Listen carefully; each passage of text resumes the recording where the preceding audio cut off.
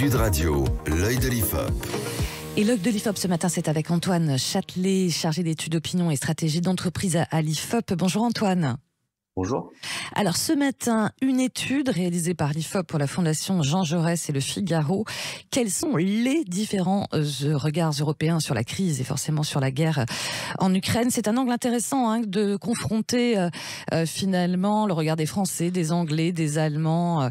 On n'entend pas trop parler d'ailleurs de ce point de vue-là qui peut être différent selon que l'on soit en Europe du Nord, de l'Est ou de l'Ouest.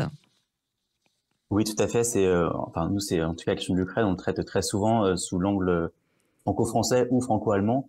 Mais là, l'idée, c'était d'interroger d'autres populations européennes pour voir s'il existait des différences liées à la géographie du pays ou liées à leur composition socio-démographique. C'est pourquoi on a mené cette enquête dans 7 pays, notamment donc en Pologne, au Royaume-Uni, en Espagne, aux Pays-Bas, en France, en Italie, en Allemagne. Voilà, avec toujours cette question que vous avez posée, est-ce que vous avez une bonne opinion, très bonne opinion, mauvaise opinion de la Russie et de l'Ukraine? On commence peut-être par la France avec vous. Oui, tout à fait. Alors, en France, et c'est le même schéma en Allemagne, oui. La bonne opinion reste largement majoritaire. C'est plus de 6 Français sur 10 qui dit aujourd'hui avoir une bonne opinion de l'Ukraine. En revanche, c'est plutôt sur une pente qui descend. On était à 82% en mars, donc un mois après le début du conflit, et on a perdu du coup 11 points. C'est la même chose en Allemagne, on a perdu près de 15 points par rapport à mars. C'est sans doute lié à une forme de lassitude et d'inquiétude liée à l'escalade du conflit, à son enlisement. C'est en revanche moins marqué dans d'autres pays, notamment en Pologne ou au Royaume-Uni, et également en Espagne. On est à plus de 3 personnes sur 10 nous disent avoir encore une bonne opinion de l'Ukraine. Oui. C'est notamment marqué en Pologne, c'est 86%. En Royaume-Uni, surtout 82%. Avant de parler de la Pologne, ouais. Comment on peut l'expliquer ça d'ailleurs, qu'il y ait 82% des Britanniques qui ont une image, une très bonne opinion de l'Ukraine, seulement 15% image défavorable de la Russie. Effectivement, c'est plus ancré que chez nous, les Français, ou chez les Allemands. Déjà, en France, on a longtemps eu, notamment au sein des partis de droite radicale, une forme peut-être de complaisance, ou en tout cas on n'osait pas forcément prendre ce problème-là à la racine en Ukraine, oui. Lorsqu'il y a eu moins d'hésitation au Royaume-Uni et également en Pologne, étant beaucoup plus proche de la zone de conflit.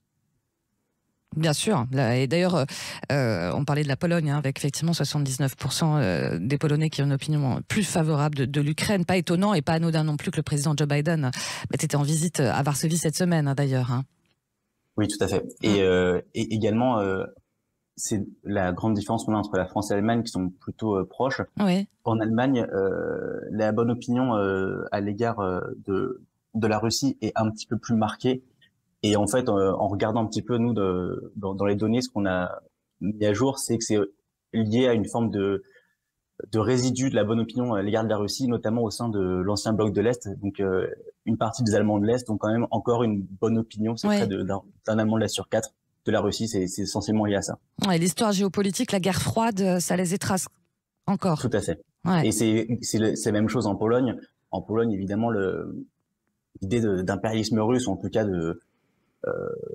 d'une volonté de la Russie d'avoir sa zone géographique à elle, c'est encore lié, et c'est pour ça que c'est seulement 9% des Polonais qui ont une bonne image de la Russie. C'est évidemment lié à l'histoire des deux pays. Ouais. Les Pays-Bas aussi, avec 71% de gens interrogés qui ont une bonne opinion de l'Ukraine.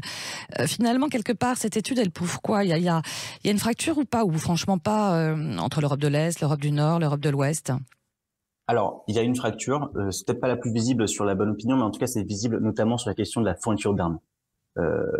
Nous, en tout cas en France, en Allemagne et en Italie, on est c'est vraiment une opinion partagée. Il y a que seulement 54% des Français qui approuvent la fourniture d'armes. C'est 52% en Allemagne, 49% en Italie. Lorsque par exemple en Pologne, on est à 80%, au Royaume-Uni 70%. Alors c'est aussi qu'on a une forme de tâtonnement, notamment en Allemagne et en France, sur est-ce qu'on livre des chars, est-ce qu'on livre des avions. Et il y a encore cette question-là. Lorsque par exemple le gouvernement britannique, dès le début de la guerre, soutenait largement la livraison d'armes.